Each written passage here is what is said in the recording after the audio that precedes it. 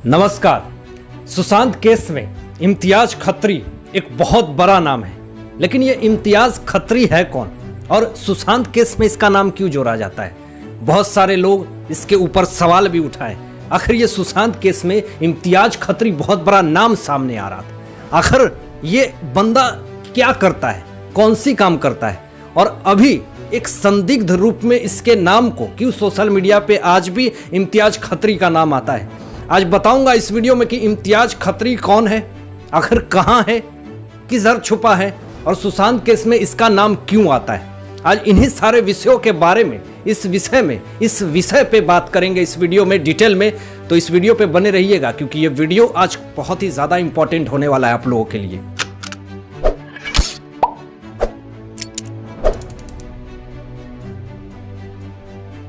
SSR के case में जब से ड्रग्स एंगल आया है तब से बहुत सारे ड्रग्स पेडलर पकड़े गए और इसी बीच में जो सबसे बड़ी खबर आई, संदिग्ध रूप में इम्तियाज खत्री का नाम आया। अब लोग पूछने लगे कि ये इम्तियाज खत्री है कौन और ये क्या करता है, कहाँ रहता है, इसका काम क्या है। तो बताएंगे आपको कि सुशांत के एक्स मैनेजर श्रुति मोदी के वकील अशोक सरोगी ने बहुत ही बड़े बड़े खुलासे किए हैं इम्तियाज खत्री को लेकर के। और वो कौन कौन से बड़े खुलासे किए हैं और आपको ये भी बता दूं कि सीबीआई ने समन भी करा था श्रुति मोदी को, जो कि एसएसआर के एक्स मैनेजर है। और श्रुति मोदी जब सीबीआई के पास जाते हैं तो बहुत सारी बातें जो इनके वकील हैं श्रुति मोदी के अशोक सरोगी, उन्होंने बहुत सारे खुलासे किए थे इम्तियाज खत्री को लेकर के। तो वो कौन कौन से बड़े खुलासे थे, आज मैं उन्हीं सारे विषयों के बारे में और उन्हीं सारे बातों के बारे में बताऊंगा कि सच में सुशांत केस में इम्तियाज खत्री का क्यों बार बार नाम आता है। जब एनसीबी की जांच बहुत तेज हुई, पूरी तरह से एनसीबी ने जब इन्वेस्टिगेशन करना शुरू किया कि कितने सारे ड्रग्स पेडलर पूरे मुंबई में भरे पड़े हैं, तो मैं आपको बताऊं कि बड़े बड़े 3 ड्रग्स पेडलर का नाम आया था, जिसमें कि रिया, शौविक और भी कुछ लोग थे, जिसको पकड़ने के बाद कुछ रिया तो 1 महीने जेल में रही, उसके बाद शौविक 3 महीने जेल में रहा। लेकिन आपको बता दूं कि सुशांत के एक्स मैनेजर श्रुति मोदी के वकील अशोक सरोगी ने जो खुलासे किए इम्तियाज खत्री को लेकर के, वो बहुत ही संदेहजनक था और बहुत ही बड़ी बात थी। आपको बता दूं कि इम्तियाज खत्री ने सीबीआई को ये बातें भी कही थी कि ये जो इम्तियाज खत्री है वो बॉलीवुड के बड़े बड़े पार्टी में जाता है और बॉलीवुड के बड़े बड़े लोगों से इसकी बहुत ही गंभीर पहचान है और ये ड्रग्स पैडलिंग करता है। ये साफ आरोप लगाया था श्रुति मोदी के वकील अशोक सरोगी ने।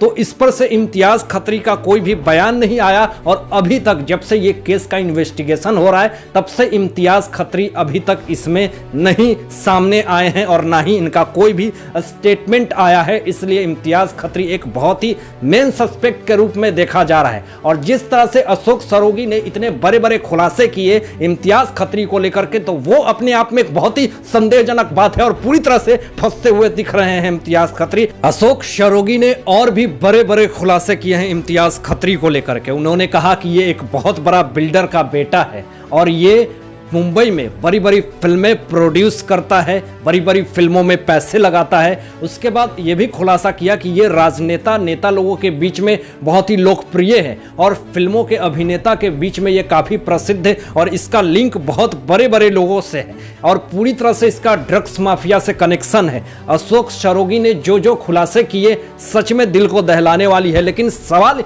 यहाँ पे यह भी उठता है कि अभी तक सीबीआई ने इम्तियाज खत्री को लेकर के कोई बड़ा एक्शन क्यों लिया है, ये अभी तक बहुत बड़ा सवाल बना हुआ है। इम्तियाज खत्री का जिस तरह से सोशल मीडिया पे एसएसआर के केस में नाम लिया गया है, क्या इस पर से सीबीआई को बहुत बड़ा एक्शन नहीं लेना चाहिए? क्या इस पर से कोई बड़ी जो टीम है इसके ऊपर कोई बड़ी इन्वेस्टिगेशन नहीं करनी चाहिए? जरूर करनी चाहिए, क्योंकि अगर आप आरोपी को इस तरह से खुलेआम छोड़ देंगे तो वो कहीं ना कहीं और रह करके एक बड़ा आरोप को जन्म दे देगा। तो इससे क्या होगा कि देश के जिस तरह से व्यवस्था है और जिस तरह से युवा हैं उनको भटकने का एक रास्ता मिल जाएगा। तो इस पर से इन्वेस्टिगेशन टीम को पूरी तरह से ऐसे लोगों को, कल्प्रिट जो भी हैं, जिस तरह से इनका नाम आया है इस विषय में, अशोक सरोगी ने इतने बड़े बड़े जो खुलासे कर रखे हैं, तो क्या इस पर एक बड़ी कार्रवाई नहीं होनी चाहिए? और आपको ये भी बता दूं कि एक पुरानी वीडियो वायरल हो रही है सुशांत की, जिसमें कि इम्तियाज खत्री इनके साथ होते हैं और बहुत ही संदिग्ध रूप में इम्तियाज खत्री के साथ, बहुत ही अनकंफर्टेबल रूप में एसएसआर उनके साथ होते हैं। जब दोनों पार्टी से निकल करके गाड़ी में बैठ रहे होते हैं तो फिर पीछे एसएसआर बैठे होते हैं, लेकिन डरे होते हैं। फिर उसके बाद न जाने क्या ऐसा होता है कि इम्तियाज खत्री उसे कुछ इशारा करता है और फिर इसे सर आगे वाली सीट पे बैठ जाते हैं। तो इस तरह की जो वीडियो वायरल हुई थी, शायद बहुत सारे लोगों ने बहुत तरह की बातें कही। हालांकि ये वीडियो पुराना है, 2017 की है शायद, लेकिन जिस तरह से सोशल मीडिया पे इम्तियाज खत्री को संदिग्ध रूप में इस वीडियो में देखा गया, तो लोगों ने यही कहा कि क्यों ऐसे साथ डरे हुए थे। हालांकि आपको यह भी मैं बता दूं कि इम्तियाज खत्री का बहुत बड़े बड़े अभिनेता से बड़े बड़े पार्टियों में आना जाना नॉर्मल सी बात है। आपको यह भी मैं बता दूं कि इम्तियाज खत्री के बारे में यह भी कहा जा रहा है कि वो एक बड़े बिल्डर के बेटे हैं और फिल्मों में पैसे भी लगाते हैं। अब जिस तरह से फिल्म इंडस्ट्री में जब इंसान आगे बढ़ने लगता है, जब उसके पास पैसा आ जाते हैं, तो यहाँ पे तो यही सिखाया जाता है कि कुछ नशा करो, तब तुम्हारी एक्टिंग में एक भारीपन आएगी, तब तुम अच्छा एक्टर बन पाओगे। तुम अपने जो कम्युनिकेशन है, जो तुम्हारी डायलॉग डिलीवरी है, वो तुम नशा करने के बाद एक अलग लेवल की तुम्हारी कॉन्फिडेंस होगी। तो ऐसे ऐसे दिमाग को भटकाने वाले बहुत सारे लोग आ जाते हैं। तो इस तरह से अशोक सरोगी ने जिस तरह से आरोप लगाया ड्रग्स पेडलिंग का इम्तियाज खत्री के ऊपर, तो यहाँ पर अगर इम्तियाज खत्री सही थे तो सामने आकर के अपनी सफाई को देना चाहिए था। ऐसे ही कोई भी किसी इंसान पे आरोप नहीं लगा करके चला जाएगा। अगर कुछ चीजें अगर उनमें दिखी हैं, तभी जाकर के श्रुति मोदी के वकील ने इनके ऊपर आरोप लगाया। जिस तरह से ड्रग्स का जिस तरह से बात आया, इसमें बहुत सारे लोग फंसे। सैमुअल मिरांडा, सिद्धार्थ पिठानी, रिया, शौविक, ये सारे लोग फंसे। लेकिन जिस तरह से रिया चक्रवर्ती का नाम आता है ड्रग्स केस में, वो बहुत ज्यादा मुश्किलों में फंसती हुई दिखती हैं। ऐसा सिचुएशन आ जाता है कि पूरे पड़ोसी लोग रिया चक्रवर्ती को देखना नहीं चाहते।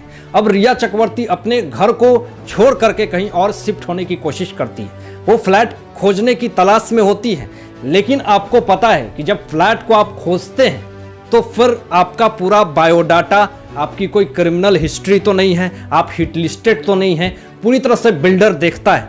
लेकिन उस सिचुएशन में भी रिया चक्रवर्ती को फ्लैट नहीं मिलता है, दर बदर भटकना पड़ता है। लेकिन जिस तरह से ड्रग्स पेडलर में इम्तियाज खत्री का नाम है, तो यहाँ पर रिया चक्रवर्ती को सपोर्ट करना चाहिए था उनको फ्लैट के लिए। लेकिन मैं ऐसा क्यों कह रहा हूं, क्योंकि इम्तियाज खत्री बिल्डर के बेटे हैं, तो यहाँ पर उनकी पहचान तो बिल्डर से होना आम बात है। सीबीआई जिस तरह से इन्वेस्टिगेशन कर रही है, एनसीबी पूरी हरकत में है, लेकिन यहाँ पे जो मेन सस्पेक्ट है उसको अगर इग्नोर करके आप इन्वेस्टिगेशन करेंगे तो हमें नहीं लगता कि ये इन्वेस्टिगेशन कहीं तक पहुंचेगी। लेकिन जिस तरह से स्टार्टिंग से इम्तियाज खत्री का मेन सस्पेक्ट के रूप में जो नाम आता है पूरे सोशल मीडिया पे, आप पूरी तरह से खंगार करके देख लीजिए, तो इम्तियाज खत्री का बहुत ही बड़े रूप में इस केस में नाम आता है। लेकिन इनको कैसे इग्नोर करी जा रही है, ये अपने आप में एक बहुत बड़ी बात है। और इम्तियाज खत्री को इग्नोर करना यहाँ ना कि यहाँ पे पूरी तरह से इस केस को कमजोर होते हुए दिख रहा है। हालांकि इन सारे मुद्दों पे आप लोगों की क्या सोच है, आप लोग क्या सोचते हैं इस विषय में, अपनी विचार व्यक्त कीजिएगा। तो आज के लिए बस इतना ही, धन्यवाद।